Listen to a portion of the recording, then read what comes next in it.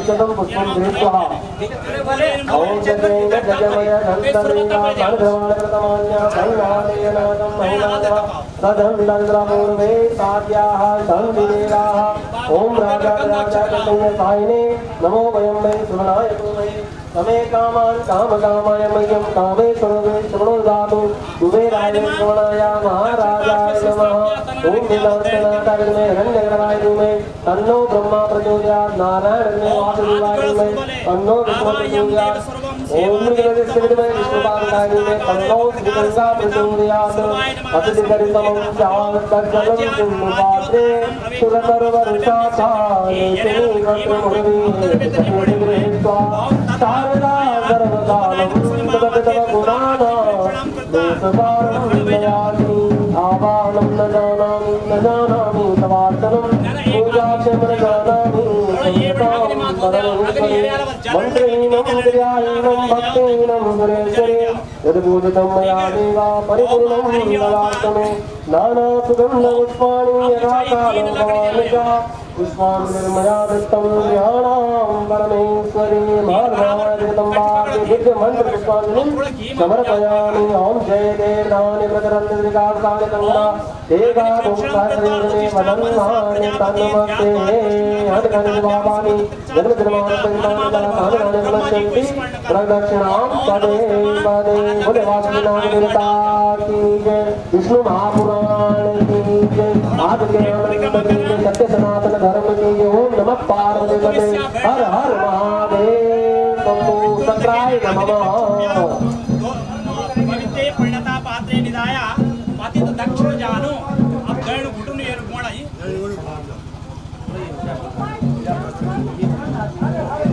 ते ब्रह्म को आरब्ध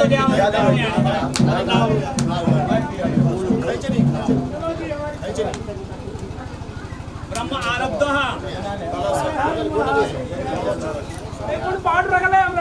जानो देना घुटना जो है मोड़ के और उसे ब्रह्म आरब्ध ब्रह्म का आरब्ध लेकर के हैं ओम आज्यावती सुरवेण दद्यात सुरवा पकड़िए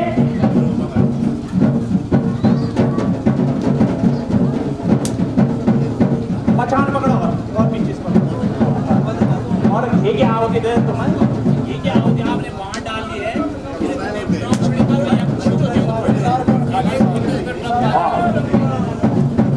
ओम ततो धृतावती ओम प्रजापते स्वाहा इदं प्रजापते इदं नमः ओम इंद्राय स्वाहा इदं इंद्राय इदं नमः ओम अग्नये स्वाहा इदं अग्नये इदं नमः ओम सोमाय स्वाहा इदम सोमाय इदम नमः। अब आरब्ध हटा दीजिए, वो हटा दीजिए, ब्रह्मा का आरब्ध और फिर डालो ओम प्रजापते स्वाहा इदम प्रजापते इदम नमः। ओम भूः स्वाहा इदम अग्ने इदम नमः। ओम भुवः स्वाहा इदम वायव्ये इदम नमः। ओम स्वः स्वाहा इदम सूर्याय इदम नमः। यथा बाणप्राणेन कवचं पाणो भवेत् तद्देवो गादानां शान्तिर्भवति वारिका। ओम शान्तिरस्तु पुण्यरस्तु यत् पापं रोगं अकल्याणं तत् दूरे प्रतिहतमस्तु। ओम बैठ जाइए। ओम हरि ओम मा ओम गायत्री पृष्ठ जागति आदशो पंचासा प्रियतुष्टेहा काकपसूजे संपन्न तत्वा ओम गायत्री नमः स्वाहा। हरे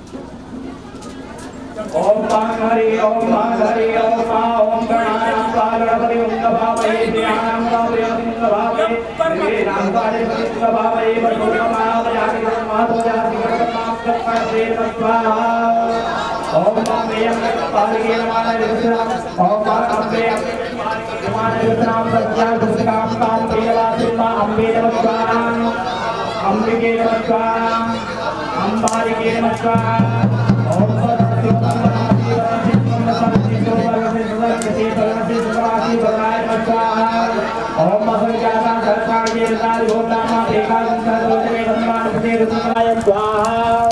अपानाय स्वाहा ज्ञानाय स्वाहा अनेन हवनेन पंचांग देवता होमे प्रियंतां निदम नमः यथा प्राणेन कवचं बाणो वै तथे भूमघातानां शान्तिर्भवति वारणः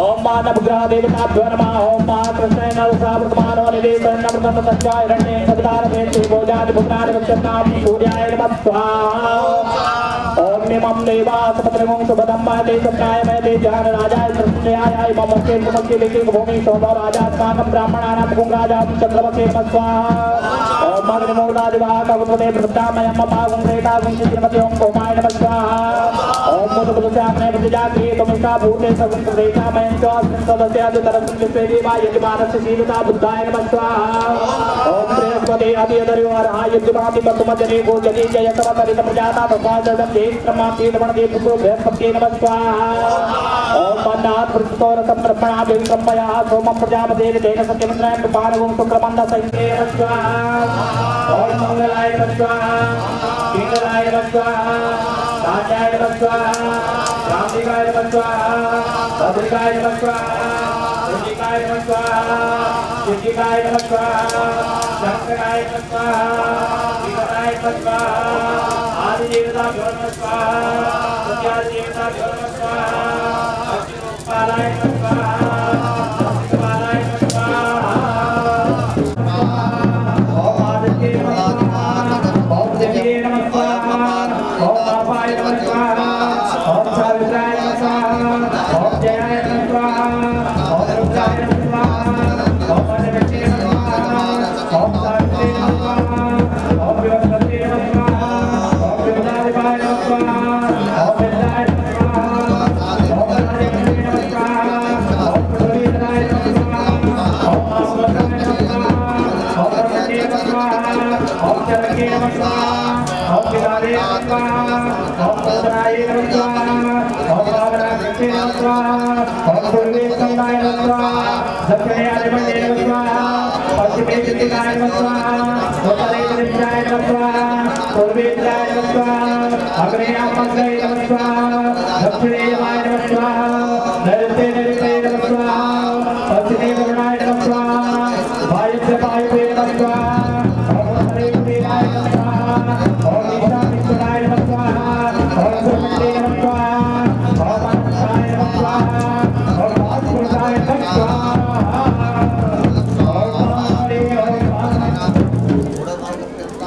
ओम महाभासुरदेव जाने स्वामी तो अकेलो भगवान आदित्य में परमो दिवसमो सुपति चतुष्पदी ओम प्राणाय स्वाहा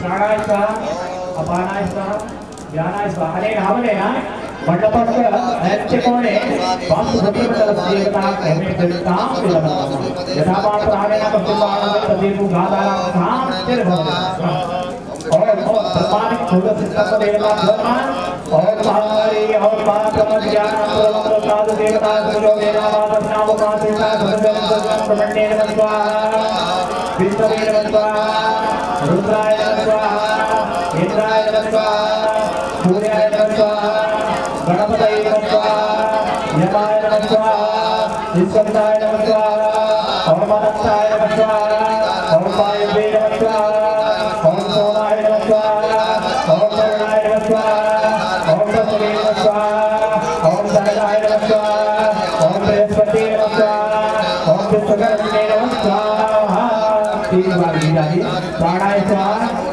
अपानाय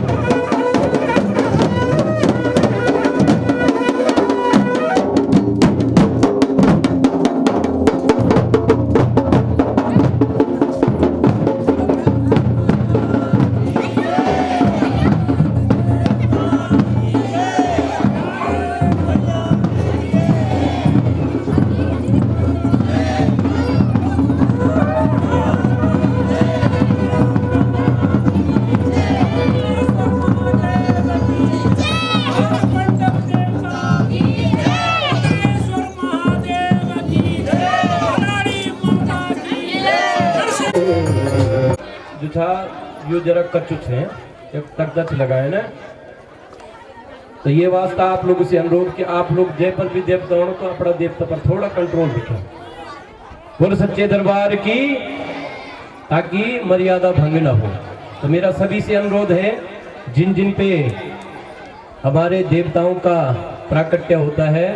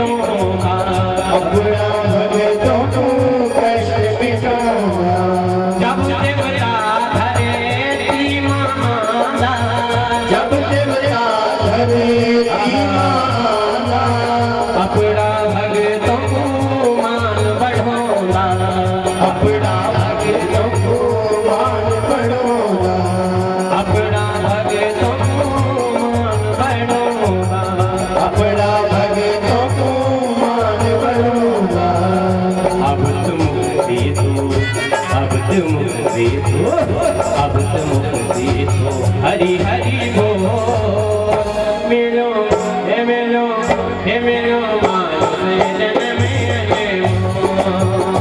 मिलो मानस जन्म कृष्ण गोविंद गोपाल हरि बोल कृष्ण गोविंद गोपाल हरि बोल कृष्ण गोविंद गोपाल हरि बोल कृष्ण गोविंद गोपाल हरि बोल बिनु मानस जन्म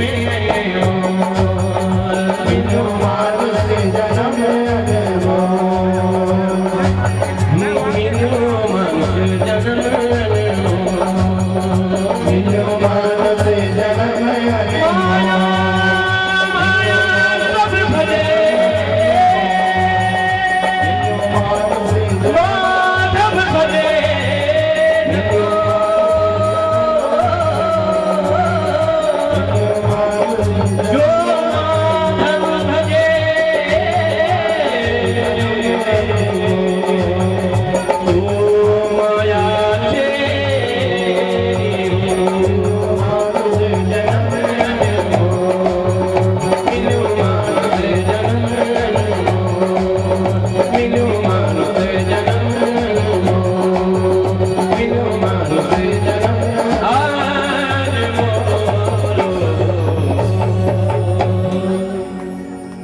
श्याम सुंदर भगवान की बलवाल कृष्णलाल की जय। तो आइए एक बार समस्त ग्रामवासियों से अनुरोध, पूज्यपाद व्यास जी व्यासासन पर आरूढ़ हो चुके हैं, तो मेरा सबसे अनुरोध है कि आप लोग यथाशीघ्र श्री वेद पुरुषाय नमः श्री गुरु चरण कमलेभ्यो नमः।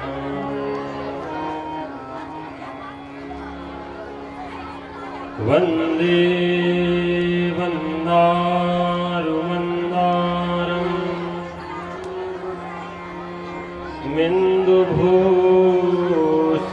मिन्दुभूषणनन्दनम्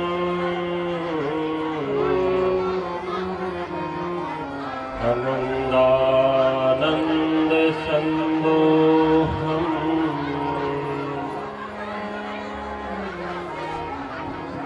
बन्धुरं सिन्धुराननम्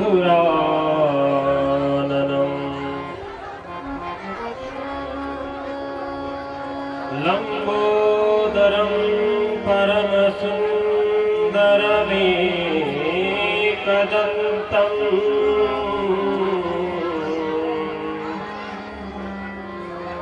रक्तांबरं त्रिनयनं परमं पवित्रम्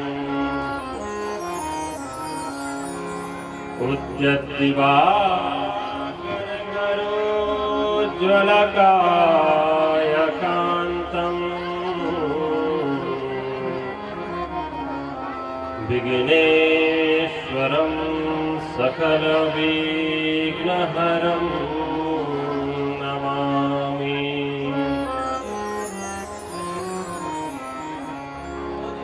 ध्येयं सदा परिभवग्नवविष्णदोहम्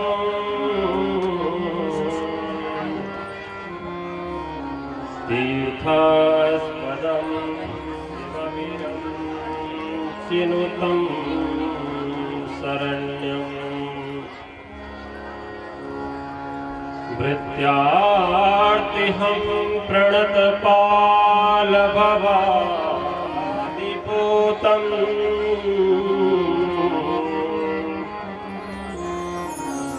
वन्दे महापुरुषते चरणारविन्दम्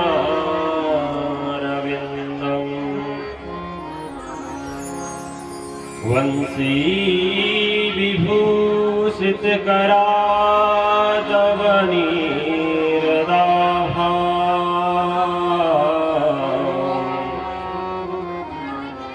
पीताम्बरं दरुणविम् फलाधरोष्ठ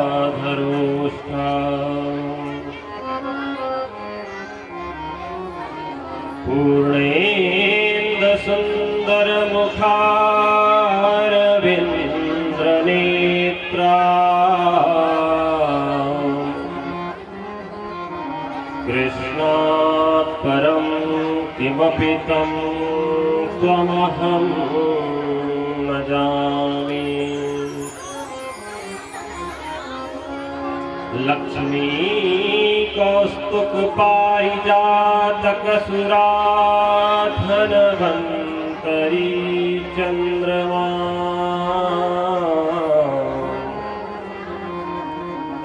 धेनु कामदुधा सुरेश्वर गजो रंभा च देवांगना अश्वाशब्दं हरिधनु शंभो मृतो चाम्बुदे रत्नानीति चतुर्दशा प्रतिदिनं कुर्वन्तु नो मङ्गलम्। यं प्रवजन्तमनुपेतमपेतकृत्यम् द्वैपायनो विरहकातर आजुहावा पुत्रेति तन्मयतया तरवोभिनेन्दु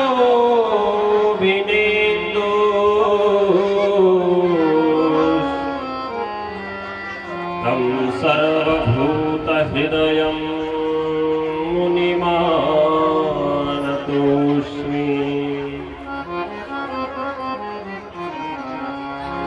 प्रह्लाद नारद पराशर पुंडरीका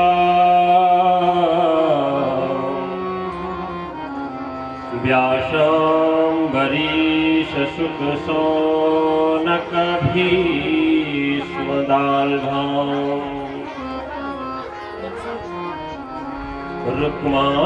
रुक्माङ्गदार्जुन वसिष्ठ विभीषणानि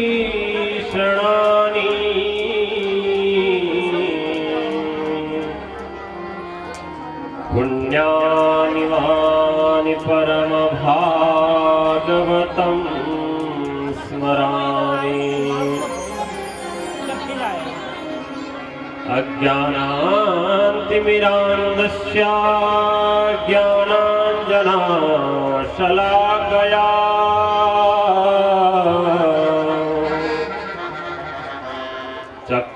चक्षुरुन्मीलितं येन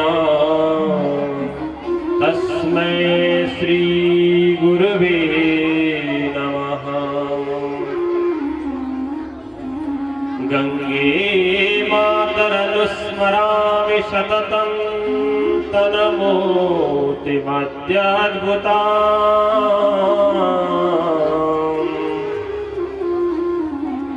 देवी देवतदुर्लभां यमुनया वाचा न सम्पूर्णया भक्तिनाथ भगीरथिश्च भगवत्पादश्च पादर्चके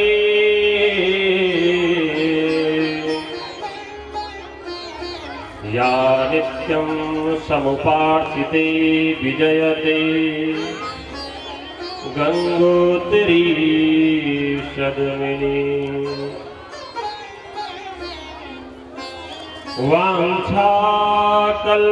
वाञ्छाकल्पतरुभ्यश्च पिता सिन्धुभ्य एव च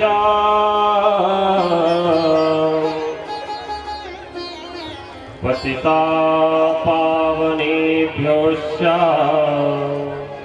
वैष्णवाय नमो नमः।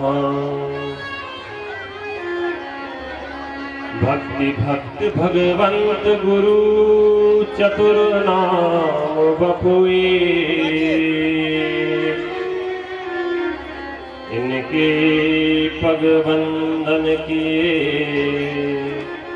नासे विघ्न अनेक।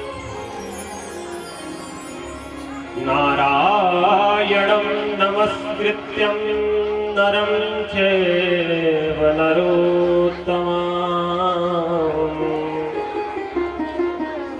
देवीं सरस्वती व्यासं ततो जयमुदीरये।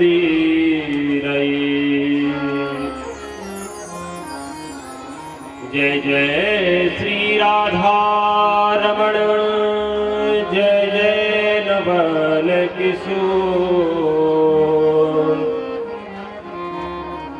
जय गोपी चित चोर प्रभु,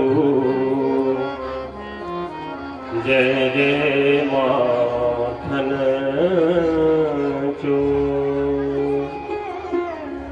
बोल वृंदावन बिहारी लाल की जय, कृष्ण कन्हैया लाल की जय, श्री विष्णु महापुराण की जय, श्री वासुकी नाग देवता की जय, इष्टकंडार देवता की जय, सत्य सनातन धर्म की नित्य परंपरा की जय, भक्त और उनके भगवान की जय।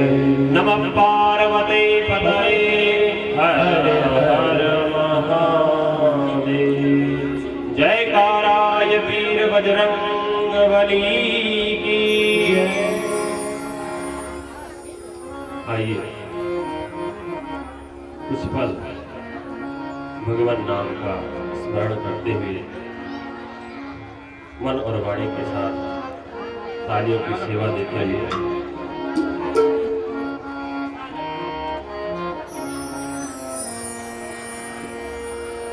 श्री नागराजा तेरे चरणों, श्री नागराजा तेरे चरणों में आओ, श्री नागराजा तेरे चरणों में आओ, श्री नागराजा तेरे चरणों में आओ।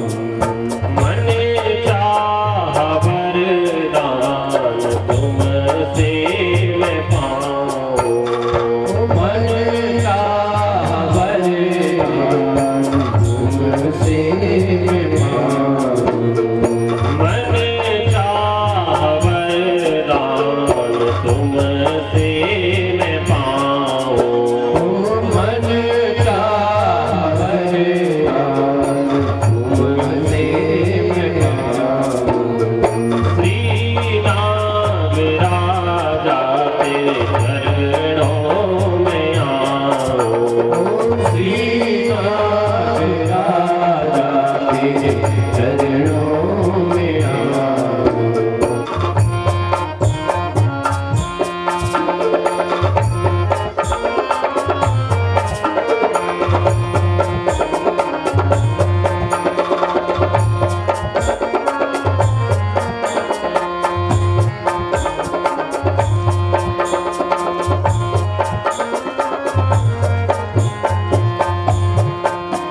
ये संकल्प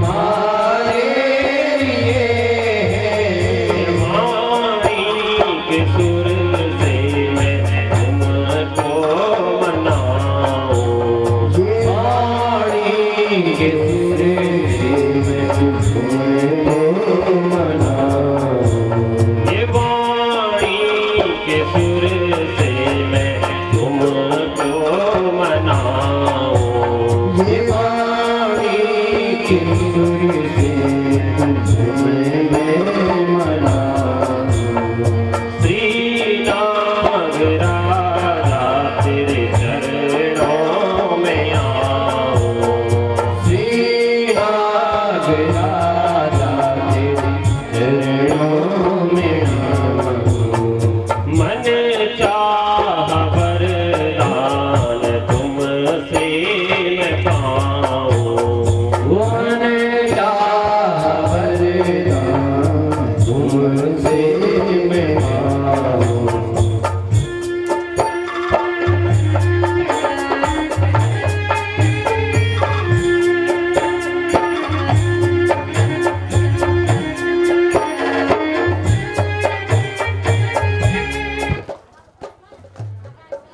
नहीं चाह मेरी मिले राज मुझको। नहीं चाह मेरी मिले राज मुझको। नहीं चाह मेरी मिले राज मुझको। नहीं चाह मेरी मिले राज मुझको। माया न कर बर्बाद मुझको। माया न कर वो बर्बाद मुझको। माया न कर बर्बाद मुझको।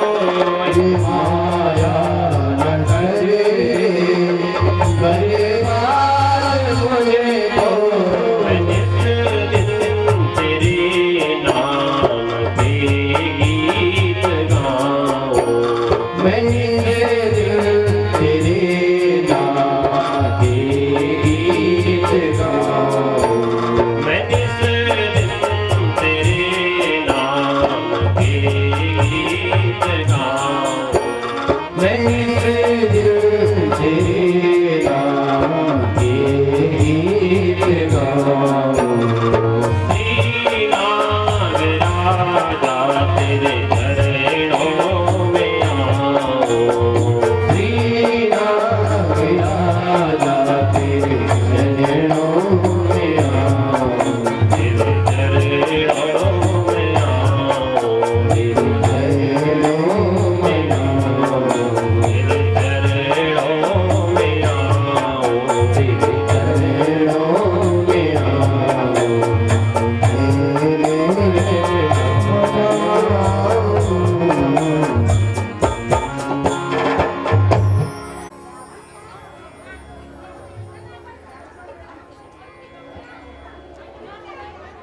परम मंगलमयी भगवत स्वरूप सच्चिदानंद शरणांगत वत्सल भक्त वत्सल कल्पतरु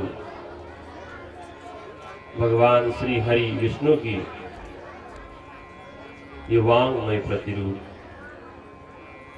श्री विष्णु महापुराण इस यज्ञ में पधारे हुए हम सब के आराध्य, हम सब के इष्ट सर्वश्रेष्ठ भगवान श्री वासुकी नाग देवता, भगवान श्री कंडार देवता,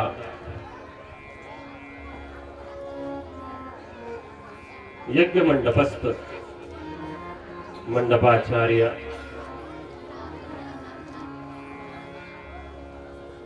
यज्ञ मंडपस्थ विराजमान मेरे समस्त ज्येष्ठ श्रेष्ठ आचार्य वृंद, समस्त पुजारीगण,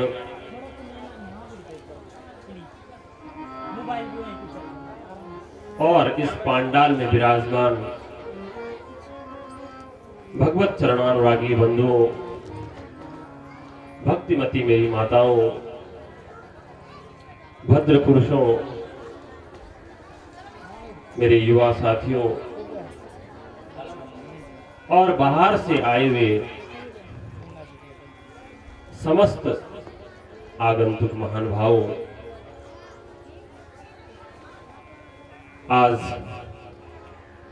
कथा का षष्ठ दिवस और हम सब लोग भगवान विष्णु की लीलाओं का गुणानुवाद कर रहे हैं।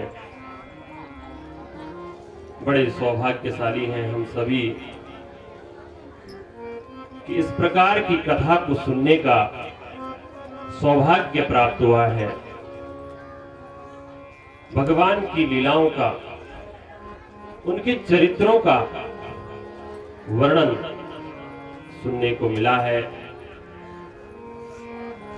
बड़े सौभाग्यशाली हैं आप हम सभी लोग। भगवान विष्णु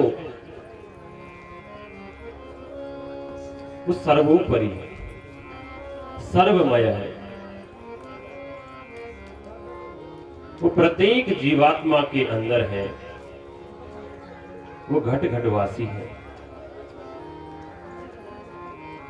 कथा में आया कि एक बार जब जीवात्मा और परमात्मा आपस में, कल हमने सुना कि छुपम छुपाई खेल रहे हैं, तो भगवान ने तो इस जीवात्मा को, हम मनुष्यों को ढूंढ ढूंढ करके निकाला है और अपने पूर्व जन्म के जो हमारे सिंचित कर्म है, जैसा हमने कर्म किया होगा उसी कर्मानुसार भगवान ने हमें यह जन्म दिया है। किसी को मनुष्य, किसी को पशु, किसी को कीट, किसी को पतंग, अनेक 84,000 योनियां हैं इस जीव की। सब अपने कर्मों के अनुसार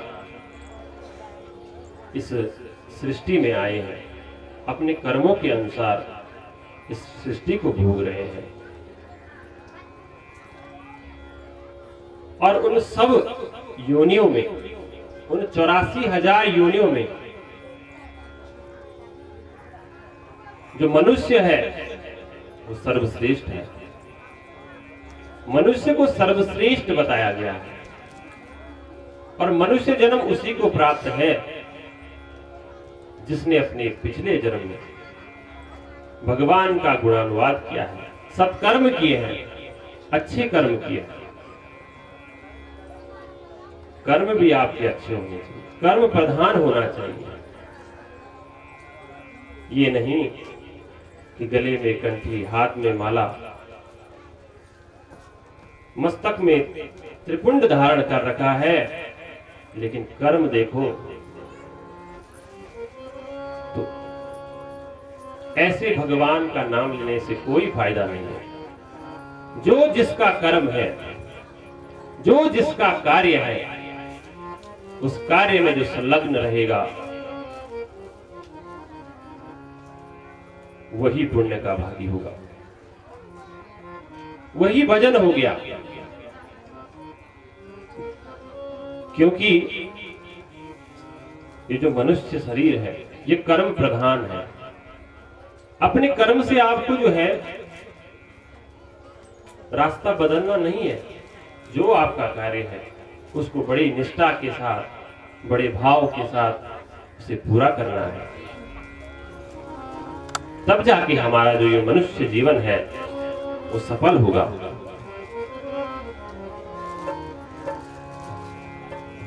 क्योंकि तुलसीदास जी ने कहा है ना कि बड़े भाग मान सुतन पावा, सुर दुर्लभ सद ग्रंथ ही गावा। बड़े भाग से हमें मनुष्य जीवन मिला है और इस मनुष्य जन्म में अगर हमने भगवान के कार्यों में अपना योगदान नहीं किया, सत्कर्म नहीं किए, सद्विचार नहीं किया, सद्विवेक का काम नहीं किया, तो हमारा जीना जो व्यर्थ है। ये मनुष्य जीवन आपको मिला है तो सत्कर्म करने के लिए, ताकि जो आपका दूसरा जन्म है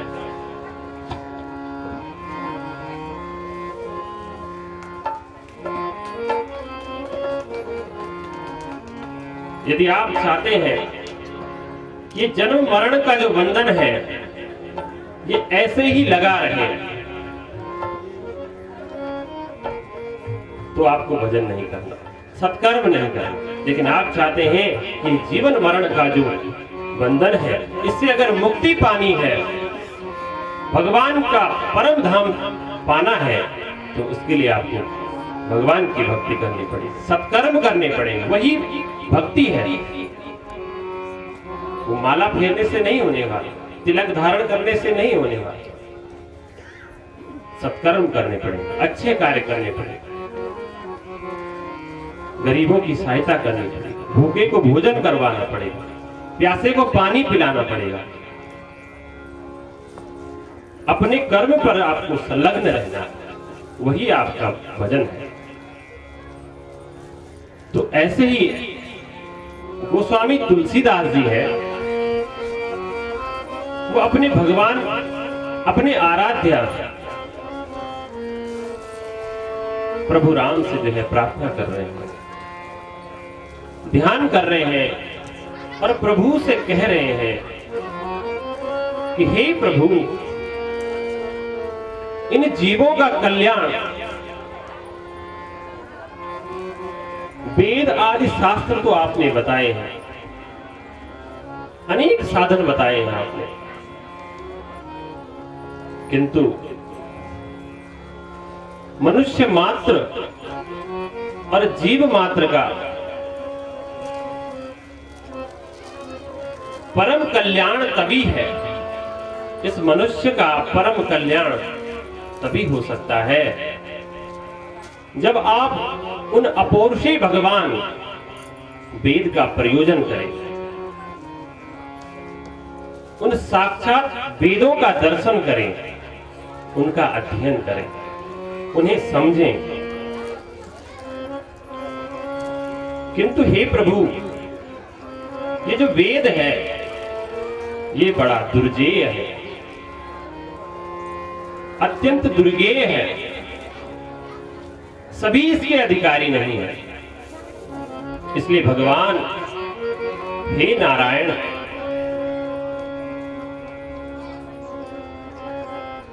प्रभु ने अपने अंश अवतार वेदव्यास जी को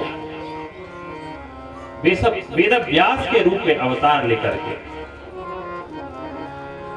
इस जो ये दुर्गेय वेद है, इस वेद को समझाने के लिए वेदव्यास जी ने पंचम वेद महाभारत की रचना की। क्योंकि वेद हर कोई व्यक्ति नहीं पढ़ सकता, उसके सभी अधिकारी नहीं हो सकते। तो भगवान के अंशावतार वेद व्यास जी ने महाभारत की रचना कर दी। यह महाभारत जो है बहुत विशाल है, सागर है और वेद भाष्य है। किंतु वेदव्यास जी को संतोष नहीं हुआ, उन्हें संतुष्टि नहीं मिली। मैंने महाभारत की रचना तो कर दी, लेकिन यह भी तो इतना बड़ा विशाल हो गया, अब इसे और कौन पढ़ सकता। फिर भी व्यास जी को संतुष्टि नहीं मिली महाभारत की रचना करने के बाद। तो बोले अभी भी बहुत कुछ बाकी रह गया। तो उन्होंने 17 पुराणों की रचना कर दी। वेदव्यास जी ने 17 पुराणों की रचना की, कुछ उपपुराण भी लिखे, ब्रह्मसूत्र भी लिखा। किंतु उसके बाद भी वेदव्यास जी को कतई भी संतोष नहीं हुआ।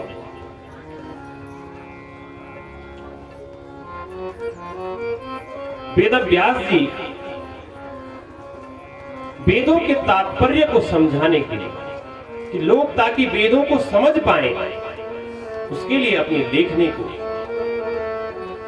लिखते रहे कि किस प्रकार मैं इसको सरल भाषा में इसको समझा सकूं लोगों को, ताकि जो लोगों के समझ में आए, इस मनुष्य, इस जीव के समझ में आ सके।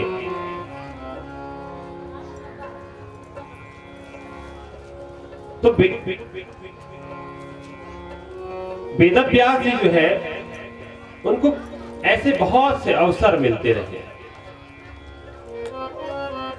और वेद की रचना और उपपुराण और भी पुराण लिखना चाहते हैं, किंतु उन्हें अब देवर्षि नारद जी के दर्शन हो जाते हैं। तो नारद जी की प्रेरणा से इन वेदों का परम तात्पर्य को समझाने के लिए, व्यक्त करने के लिए भगवान कृष्ण के वांगमय विग्रह श्रीमद् भागवत इन्होंने प्रकट किया। और इस प्रकार से 18 स्मृतिकार हुए। जैसे जैसे जिसका कोई इष्ट होता है, कोई विष्णु को मानने वाला तो उसने विष्णु पुराण लिख दिया, कोई शिव को मानने वाला तो उसने शिव पुराण लिख दिया, कोई दुर्गा को मानने वाला, ऐसे करके अनेक अनेक जो पुराण 18 पुराणों की रचना हो गई।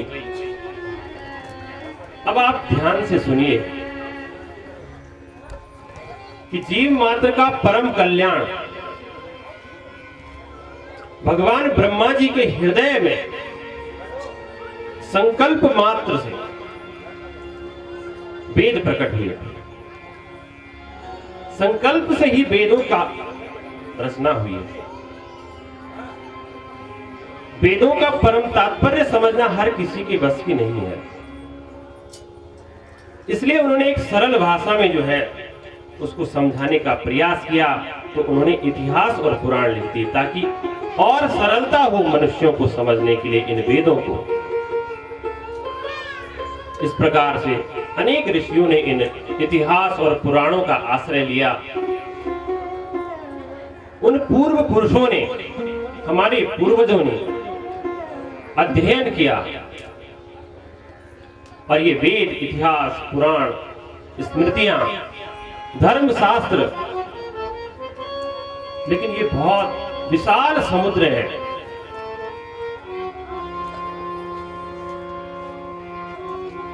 इन सारे पूर्वाचार्यों ने, गुरुजनों ने सीधे सीधे समुद्र को पीना कठिन है। आप समुद्र को पिएंगे क्योंकि समुद्र में अथाह जल राशि होती है, क्योंकि समुद्र अपेय है, उसको हम पी नहीं सकते हैं। और यदि आप कहते हैं कि श्रद्धा पूर्वक आपने उसको पी लिया, 4-6 अंजलि आपने पी भी ली उस समुद्र को, तो क्या वो पचेगा? वमन करते भी आप उसको,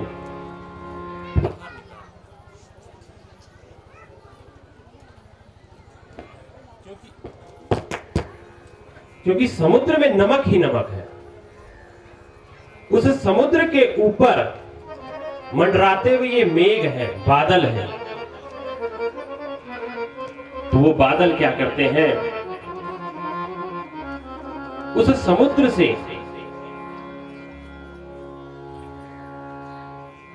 जो क्षारांश है, जो क्षार है, उसको छोड़ देते हैं और जो मधुरांश है उसको अपने में आहरण कर लेते हैं। और जब बरसते हैं, ये मेघ जब बरसते हैं तो चारों ओर शीतलता और हरियाली छा जाती है। सबको जल चाहिए क्योंकि जल ही जीवन है। सारी सृष्टि हरी भरी हो जाती है जब मेघ जो है, बादल जो है वर्षा करते हैं। तो जैसा समुद्र में पानी है और वैसा ही अगर जो मेघ उस पानी को अपने में ले ले और वर्षा कर दे, तो क्या ये पृथ्वी बच पाएगी? क्योंकि उसमें तो नमक ही नमक होता है। सारी सृष्टि खत्म हो जाएगी, सारे पेड़ पौधे खत्म हो जाएंगे, समाप्त हो जाएंगे, हाहाकार मच जाएगा इस धरती पर। बिना प्रलय के भी प्रलय आ जाएगा। तो क्षारांश को उसी में छोड़ देते हैं और जो मधुरांश है उसको ले लेते हैं। तो यह कार्य जो जिसके द्वारा होता है उसी तत्व को गुरु तत्व कहते हैं, उसको गुरु तत्व कहा जाता है। संत सदगुरु के द्वारा किया गया कार्य जो होता है वो एक बुद्धि के साथ होता है, उसके साधन निश्चय होते हैं, क्योंकि गुरु ज्ञानी होते हैं, विवेकी होते हैं, सद्विचारशील होते हैं और उनके द्वारा दिया गया ज्ञान कभी जो है हमें गलत रास्ते पर नहीं ले जाता है। साधुता जिनका आभूषण है, गुरु का जो आभूषण है वो उनकी साधुता है। और साधु पुरुष हमेशा हरि भक्त होते हैं, भगवान के भक्त होते हैं और वही निर्णय कर सकते हैं कि हम जैसे इस म्रियमाण मनुष्य का किस प्रकार से भला हो सकता है। वो गुरु ही जो है हमारे कर्णधार होते हैं। जैसे तुलसीदास जी हुए हैं, कबीरदास जी हुए हैं, रैदास जी हुए हैं। इसलिए गुरुदेव के मुखारविंद से जो बात तुम्हारे लिए निकली है, जो गुरुदेव ने आपको बताया है, वही साधन है, वही मनुष्य का परम कल्याण का साधन है। आप अपने गुरु के बताए हुए रास्ते पर ही चले, गुरु के बताए हुए साधन को ही अपने जीवन में उतारें, वही तुम्हारे लिए कल्याण होगा। कहीं आपको जाने की आवश्यकता नहीं है, क्योंकि ध्यान मूलम गुरु मूर्ति, पूजा मूलम गुरु पदम, मंत्र मूलम गुरु आज्ञम, मोक्ष मूलम गुरु कृपा। इसलिए हे मनुष्यों, गुरु जी का जो वचन है वही आपका मूल मंत्र है। श्रद्धा पूर्वक उस गुरु मंत्र को स्वीकार करो और लग जाओ उसमें, जो गुरु ने जो तुम्हें काम दिया है। तो गुरु का जो आपके पास मंत्र है, आप सदा उसका जाप करते रहें, उसी से मनुष्य का कल्याण होगा। बोल सतगुरुदेव महाराज की जय। आइए एक सुंदर सा भजन सतगुरुदेव जी का